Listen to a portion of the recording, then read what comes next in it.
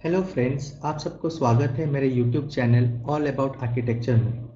आज हम वास्तु के बारे में जानेंगे। वास्तु को रेजिडेंस प्लानिंग में कैसे इम्प्लीमेंट करेंगे। आज की डेट में प्लान सबको वास्तु के हिसाब से चाहिए। जब भी हम प्लान बनाते हैं रेजिडेंस के लिए तो हमें सबसे पहले प्लॉट का डायरेक्शन जान लेना ज़रूरी है। यहाँ पे मैंने एक इमेजिनरी प्लॉट लिया है जिसको मैंने 8 जोन में डिवाइड कर दिया है।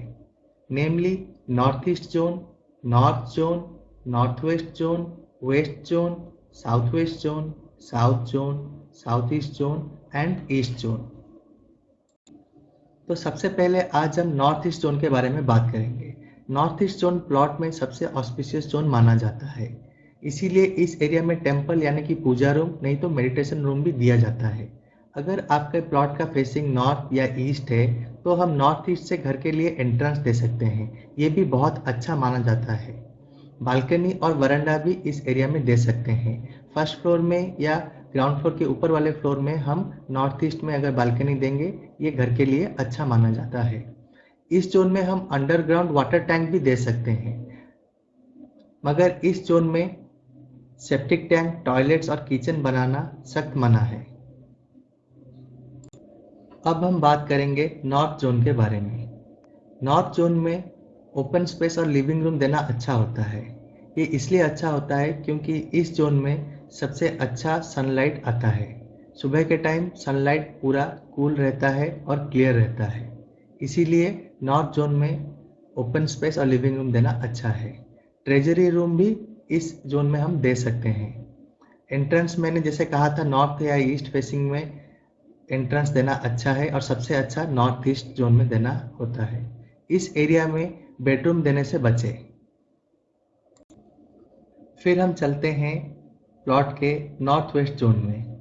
ये जोन घर के बड़े बच्चों के लिए अच्छा होता है, इसीलिए रूम फॉर एल्डर चाइल्ड इस जोन में शुभ माना जाता है।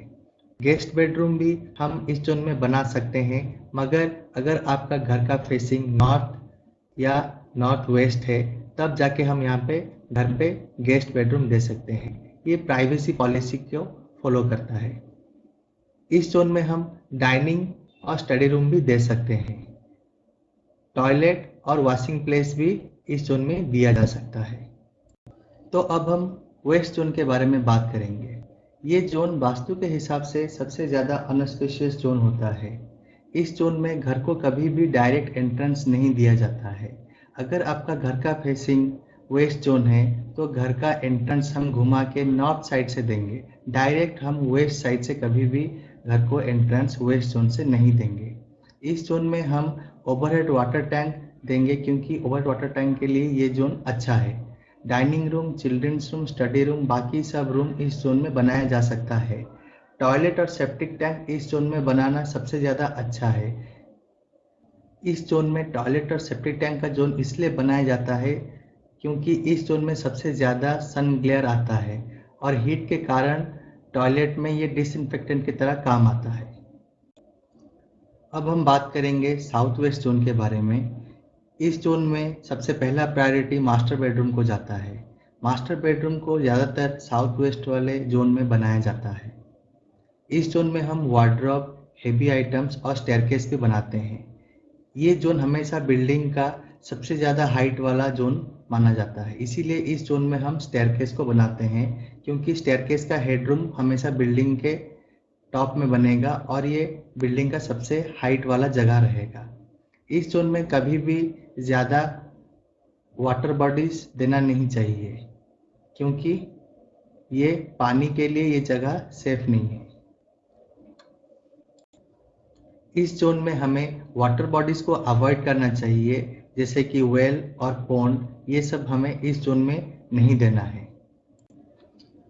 अब हम चलते हैं साउथ जोन की तरफ। इस जोन में हम ज़्यादातर बेडरूम देने की कोशिश करते हैं और बेडरूम का हेड साउथ डायरेक्शन में रखते हैं। इस जोन में भी हम स्टेयरकेस दे सकते हैं और स्टोर रूम भी इसमें ऐड कर सकते हैं और इस जोन में भी हमें वाटर बॉडीज को अवॉइड करना है। तो चलिए अब हम साउथ ईस्ट जोन की तरफ चलते हैं।